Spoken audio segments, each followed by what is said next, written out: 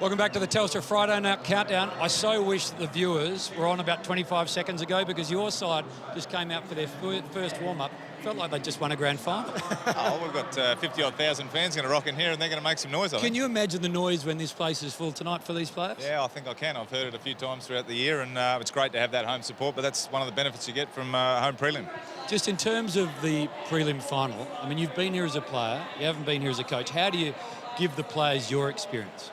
Oh, it's probably less about my experience and more about just the opportunity they've created. I mean, the guys worked really hard and, you know, they've won a final 2 weeks ago, given themselves a chance to play their way into a grand final. So, there's excitement that goes with that. And from my viewpoint, it's more just staying, true to who we are and how we want to play and making sure we bring what we need to bring to challenge Geelong. You saw what Blixarves did last week. You know Selwood will have a tagging job somewhere. Have you got a plan for if those guys do go to Sloane or one of them goes to Lynch? Do you have a contingency? Yeah, look, we expect that's probably likely. Yeah. It seems that the feedback came out of Geelong last week. They felt more comfortable with Blixarves playing off a man.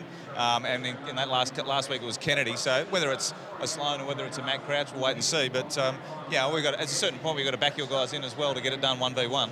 Don, we've noticed throughout the finals, apart from the game that was here, Port Adelaide and West Coast, they've all been blowouts, the games. Have you got a read on why that's happening? Are teams just breaking other teams quicker than expected? Well, it's interesting because the season's been so close. It's been really weird, the final series, when you look at the results. So hopefully tonight it's another one and it's on our way. But, we come prepared and expect, as all preliminary finals are, they're a tight battle. With McGovern out, does Otten play forward? Yeah, look, Otto will play a bit of forward for us. We think we weight up whether we go taller or smaller in that role. And again, we just felt that from a flexibility viewpoint, Otto gives us that. He can also play back, which means if we do run into some other issues, either injury or performance, we've got some flexibility. Where do you think Paddy Dangerfield lines up? I'd say he's on the ground, but I'm not sure. What are you preparing for?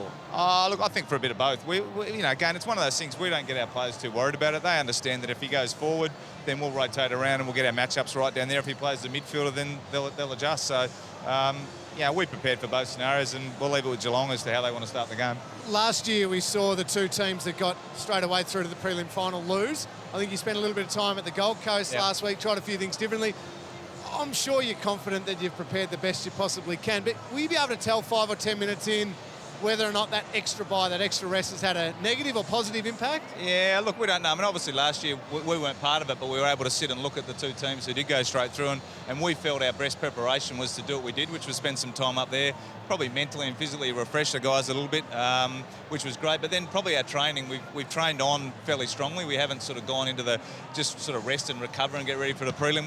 We've done some pretty heavy competitive work so that we're prepared for what is going to be a fierce opening to a prelim final. Given the weather tonight, that's probably a little bit of a bonus. So you're able to go up there and train in a little bit of heat because it's a very balmy night tonight. Yeah, it's a beautiful night. So we've had a few wet and windy days here in Adelaide this year, but tonight's going to be a great night for footy and can't wait for it. Enjoy the next half hour before things crank up. Thanks, guys. Appreciate it. All the best. Well done. Thanks, guys. Let me take that from you. Perfect. Don Pike, hard to imagine what is going through his head right now. Half an hour before basically his team begins battle. They've either got the most extraordinary week leading into a grand final or, like so many other sides, they're done. Yeah, absolutely. And interesting that all coaches that have played in grand finals and finals, they all say as a coach, you've got no control. As a player, you've at least got control how you're going to go about it on the field. So two different feelings completely. Right, quickly to the agenda. We're just going to look ahead to tomorrow night. This photo, I'm going to show you first. This was taken not so long ago by Tommy Brown from 7 News. People are already 27 hours before a prelim in line. That's how much it means to these Tiger fans. That is dedication right there, Lingy. Not a lot of socialisation going in there between those two. Just have a chat, you two. Might be playing words with friends. It'll be a brilliant game. It'll be fantastic. Richmond was so good against the Cats.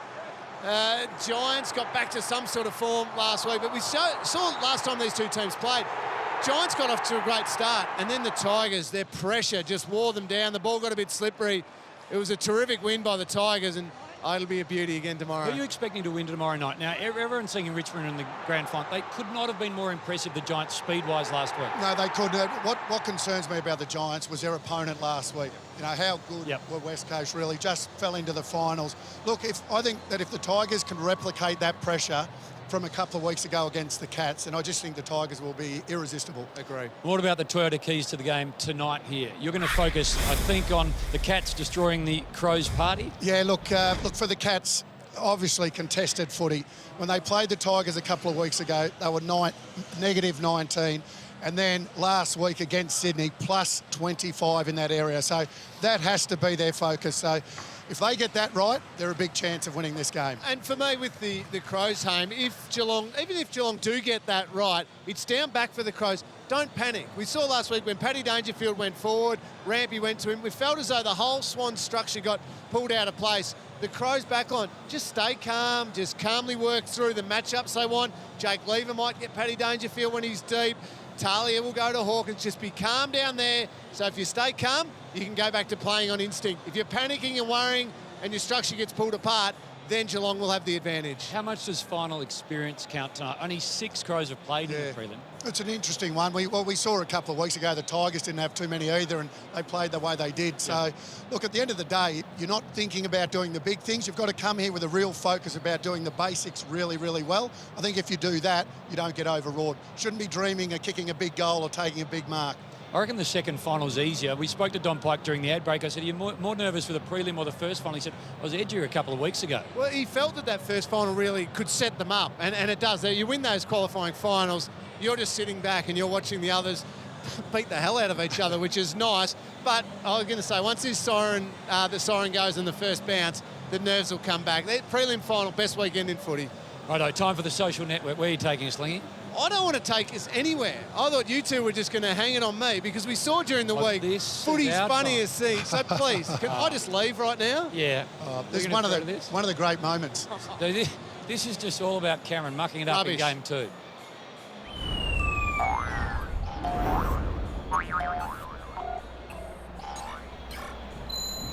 A miss from close range can even have the of cats. But the pressure to kick goals is amplified when the scores are close, and a fleeting moment can almost define a player's career. He had someone in short, he had Ling, but he went for goal. Stoneham keeps it back in, did that really well, and Ling will kick a goal. Oh no! He's kicked it out of the ball. Oh, that just about breaks the record, that. That man never got over that. Seriously. That doesn't get enough airplay, that kick of Lingy's. Let's have a look at Cameron Ling. Oh, the agony of it all. You couldn't do it again if you tried. It's more difficult to do what he did as opposed to him having kicked a goal or kicked a point. The biggest miss in the history of this great game of ours, and that's saying something, isn't it? And Richo knows about missing. We've worked together all year, and that's how you're going to end it, prelim final. This is the right, final countdown that we do. Yep. That is. Well, you know what? Dropping the mic. Oh, he's gone. He's off. Bruce is coming in just a moment. We're expecting 53,000 tonight. Extraordinary. Telstra Plaza is full of fans trying to get into the game. Right now, there are thousands of Telstra customers streaming tonight's game on Australia's best mobile network. More speed, it's faster. Telstra, proud to take AFL to the fans. Bruce is next.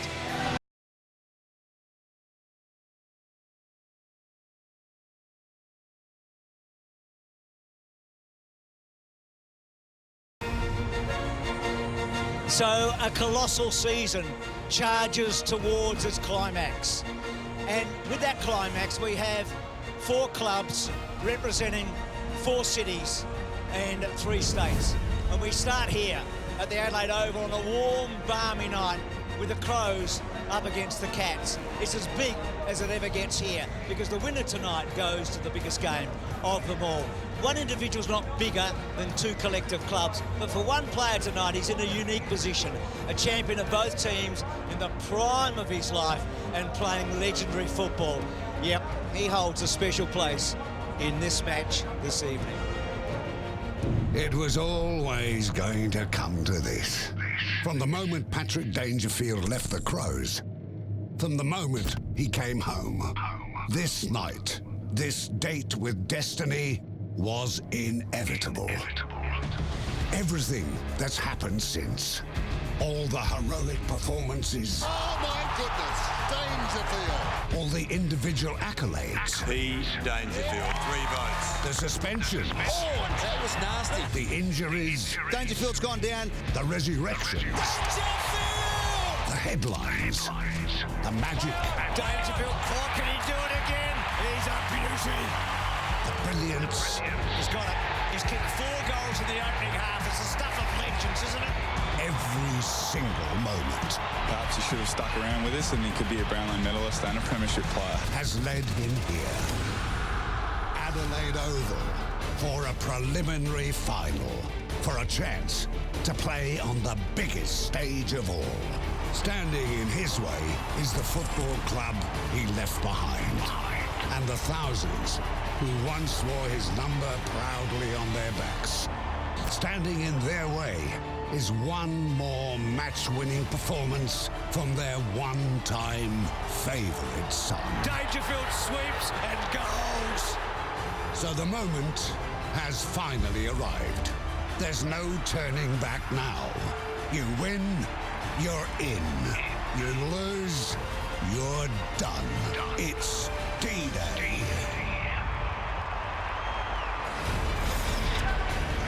He says it's the biggest match of his football career. I'm with Wayne Carey and Cameron Ling. Can he make the difference tonight? He'll make a huge difference, no doubt. He was monstrous last week. Unbelievable game against the Swans. But he's going to need help tonight because he's playing against a good quality football team, a really even football team, the minor premiers. So it's not just going to be the Dangerfield show tonight, though he will have a big part to play. He does thrive on this situation, doesn't he? He embraces it, he loves it, he's a big game player. Just get the feeling there might be a real special performance by Paddy tonight. And this team will be prepared for it because they know him oh so well, don't they? I mean, it's just been the most fabulous build-up. Can you believe how balmy and how great it feels out here? Oh, it's superb. Right here, down at ground level, there is a buzz about, but it is a beautiful night. I want to have a run around, Bruce. It's such a perfect night for footy. It is warm, as you said, but these two teams are going to love it when they hit this deck. And a moment ago, BT, Brian was roaming on the footbridge.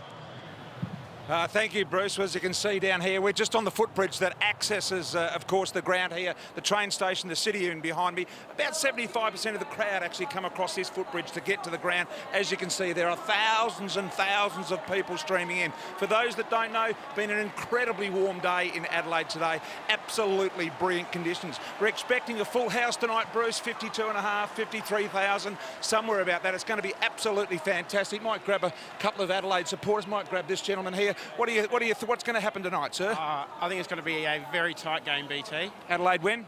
By a goal. And entered their first grand final since 1998. We might grab this lady here. What are you hoping for? Is Eddie your favourite player, ma'am? Oh, he is, absolutely. What do you think? How many will he kick tonight? Oh, 4, I reckon. The Tex and a couple, but Eddie will be the main star, I reckon. No doubt in my mind. Thank you. As you can see, they are very, very excited. And as we turn the camera around, you can see actually where they're all heading. Of course, the stadium here, which is going to house all those people. It is a great vibe out here. They are absolutely streaming in, Bruce, and we can't wait. And they treated him like a rock star out there. They absolutely loved him. So how do the Cats get to the grand final? Well, they've got to be strong. They've got to be strong in the contest, don't they, Duck? We saw against Richmond, minus 19 in contested possession, but they certainly bounced back last week against the Swans in that area. Yeah, absolutely. You nailed it. It's all about contested footy. Really poor against the Tigers and then absolutely smashed a team that is good in that area. If they can bring that same intensity, that goes a long way to them winning the game tonight. I wouldn't be surprised if Mark Blitzarves goes to a Tom Lynch to just shut down that outside run, that real link-up play. Maybe Scott Selwood goes to a Rory Sloane. So they have a couple of jobs, but then they'll back their system in from there. It is extraordinary that only Andrew Mackie has played in a final away from Victoria in this group, isn't it? Well, it was 2005, that fateful game against the Swans when Nick Davis kicked that winning goal. Last words there from the captain, from the leaders. They know the start is so important. Silence the crowd. Might be scrappy early. I'm expecting them to throw numbers. Make it scrappy. Make it a fight early on and just settle into the game. I guess Cockatoo, the surprise there coming into that team, hasn't played a lot of footy, Bruce, so that's an interesting one. I dare say he's been brought into the team to put real forward pressure on. So if he kicks a goal or two, that's a bonus, but I think that's what he's been brought in for. And, of course, on the flip side, if he doesn't get through the match, then there'll be so many questions. It's a big risk, isn't it? It is a big risk because he just hasn't played a lot of footy and he's had hamstring injuries.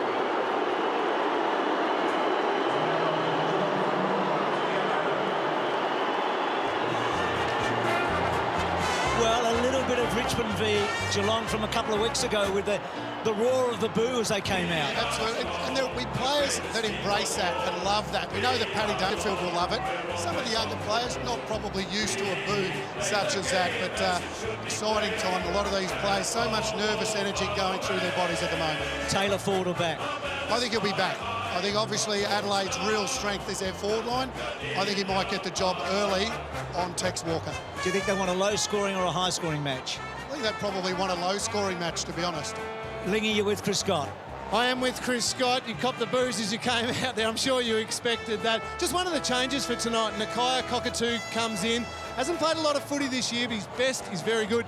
Bit of a risk, though? Well, we don't think so. If he had a game to play last week, he probably would have played it. We just decided to go with the guys that had done it for the majority of the season, but he had that extra week training. He's probably been training at flat-out capacity for the last 3 weeks, so he's well and truly ready to go. Bit of a performance risk mainly, but he's such a dynamic pressure player that I don't think it's a great risk. Are you going to go with the run-with roll again? It worked so effectively last week. Blitzarves on Kennedy. Does Blitzarves get a job again tonight? Yeah, we'll mix that up a little bit. Like he'll spend some time on Sloan, there's no doubt about that. And we've got Scott Selwood as well. And Matt Crouch has been such a dominant stoppage player for them that they're probably the two we need to look at the most. And you kindly told us last week, where does Paddy start? No, we'll start him forward. But I don't mind telling everyone because obviously he's going to play midfield and forward. So when he does those things, it's probably not as relevant as how well he does them. All the best tonight. Thanks for your time. Thanks. So there you have it. He's going forward again to start the match. And isn't that fantastic? I think he might have been a little bit kind because Lingy's his premiership captain, so gave us that great information. Well, it is great information. Now we look at this team on top of the table for so long, but for three players in particular, Sloan, Tex and Tarley, they haven't played much footy lately. No, they haven't, and that's a little bit of a concern. I mean, we don't know how they're going to be, whether they're going to be sharp. Are they a little bit sloppy? Because that is quite damning, isn't it? All of them one game in over 30 days. Not a lot of footy, Bruce. No, and that's one of the big question marks about tonight, no doubt about that. So the man who didn't really want to be captain when Phil Walsh said, "You're the man," he likes it now. A big, big night for him and his team. They can hear this already. I mean, they're about to come up the race. And it's getting close to deafening out here already. It's going to be huge when this team takes the field. Tex Walker set the standard last time these two teams played. Aggressive, hard captaincy. Oh, this will be fun to hear this, Bruce.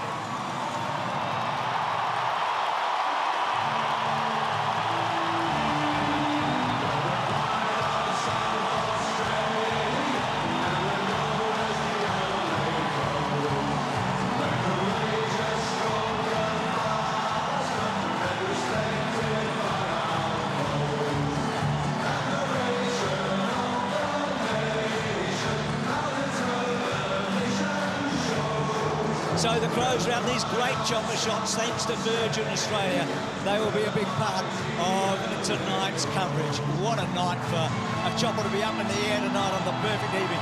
So, Lingy, you picked out one player for the Cats. Who is it? Well, I just mentioned Tex Walker there for the Crows. I'm going to go the other key forward up the other end of the ground. Tom Hawkins for me. I think Tom Hawkins right now, you think, okay, Tom's had a really good career and at times has stood up in big games, go all the way back to the 2011 grand final. But is he a great player? I don't know, a couple of question marks there. If he's huge tonight and again next week, Tom Hawkins becomes a great of the Geelong Football Club. And for you, Cat? Yeah, I'm glad you said Tom Hawkins become a great player because I reckon Tex Walker, if he can have a really big game tonight, send his team into a grand final, I agree. He goes from a good, very good player to an absolute star, maybe even champion status. That's how big these preliminary finals are. Leaky, what's all this about? This is the Cats convoy, the GMHBA Cats convoy, headed off at 6 a.m. All the fans piled on, bus loads. They're driving over here, they're watching the game, and then they're jumping straight back on the buses and going home. So there will be a Geelong contingency here in the crowd, but I think a little bit outnumbered, Bruce. They're going to have to yell very hard, we know that. They'll come here full of verve, but they all need all the support they can get. So, for Crows fans, there is a big treat coming up right after this. Can't wait for it.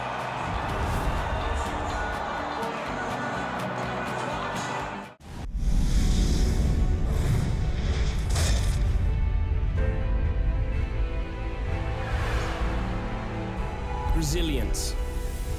The act of rebounding. Resilience is defined as the ability to recover from setbacks, adapt to change and keep going in the face of adversity. The Adelaide Football Club is resilient. It's had to be. Rated by rivals, they've seen star after star after star walk out their door. Punished heavily for mistakes made, the loss of first and second round draft picks. This club hasn't had a top 10 pick in the national draft for 12 years.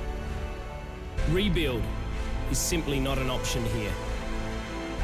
They've prospered by recruiting players desperate for a second chance. In 2014, much-loved assistant coach Dean Bailey lost his battle with cancer. And then, in 2015, this. Our game is in mourning today. It's devastating. An unimaginable tragedy. Footy's saddest day.